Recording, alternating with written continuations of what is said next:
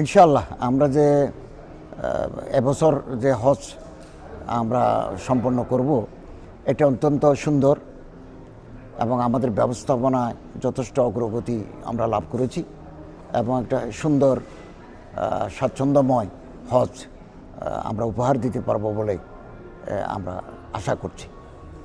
এবং আজকে সৌদি আরবের মাননীয় হজ ওমরা মন্ত্রী ডক্টর তৌফিক ইবনে ফৌজানের সাথে আমাদের আলোচনা হয়েছে, হজ চুক্তি সম্পন্ন করেছি এবং আমাদের হজ বিষয়ে অগ্রগতি ওনাকে অভিহিত করেছি এবং আমি ওনাকে অনুরোধ করেছি যে হজের 1000 যে পার এজেন্সি কোটা, প্রতি এজেন্সি 1000 করে যে কোটা, এটাকে নামিয়ে আনার জন্য, 250 করার জন্য, 500 করার জন্য অনুরোধ করেছি।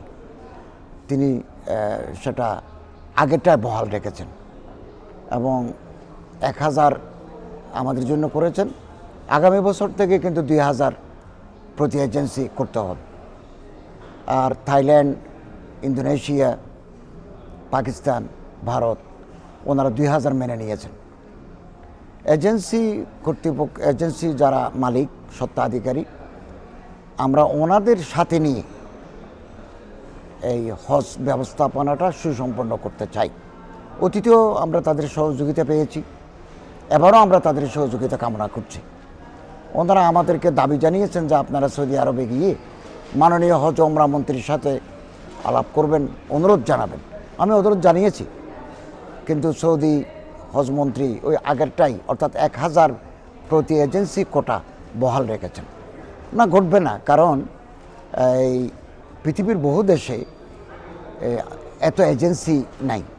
আমাদের দেশে যত এজেন্সি আছে পৃথিবীর বহু দেশে নাই, কম এজেন্সি আছে এবং সৌদি গভর্নমেন্ট চাচ্ছেন কম এজেন্সির মাধ্যমে বেটার সার্ভিস এনশিওর করতে চাচ্ছেন। অনেক এজেন্সি কাঙ্ক্ষিত মানের সেবা দিতে পারে না, আবার অনেকেই পারে না, অনেক ভালো ভালো এজেন্সিরা আছেন আমাদের দেশে।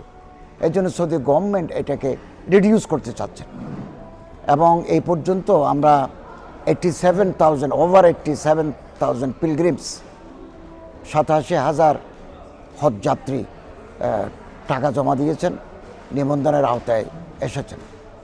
তা আমরা আশা করছি যে আমরা খুব সুসম্পন্ন সুন্দরভাবে হজটা সম্পন্ন করতে পারবো ইনশাআল্লাহ।